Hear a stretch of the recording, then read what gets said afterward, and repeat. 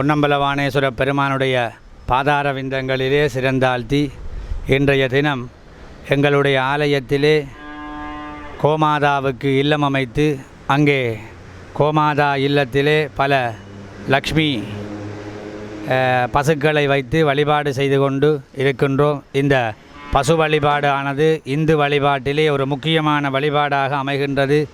எங்களுடைய ஆலயத்திலே காலையிலே முதலிலே நடைபெறுகின்ற காலை பூஜையிலே கோமாதாவுக்கு சிறப்பு வழிபாடுகள் பூஜைகள் நடைபெறுகின்றது.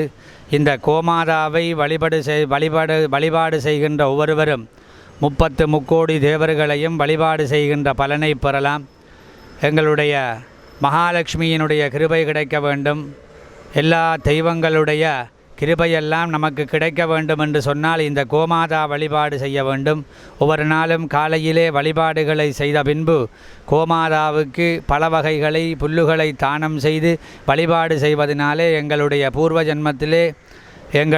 ஜன்மத்திலே செய்த பாவங்கள் எல்லாம் நீங்கி புண்ணியங்களை எல்லாம் தேடிக்கொள்ளலாம். அந்த வகையிலே இந்த பசுமாடுகளை கோமாதாக்களை வழிபாடு செய்வதனாலே ஒவ்வொருவரும் சிறந்த பலன்களை பெறலாம்.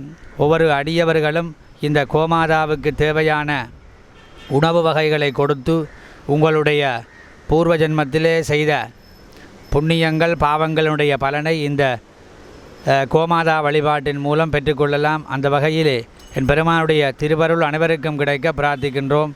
லோகா சமஸ்தா சுகினோ பவந்து.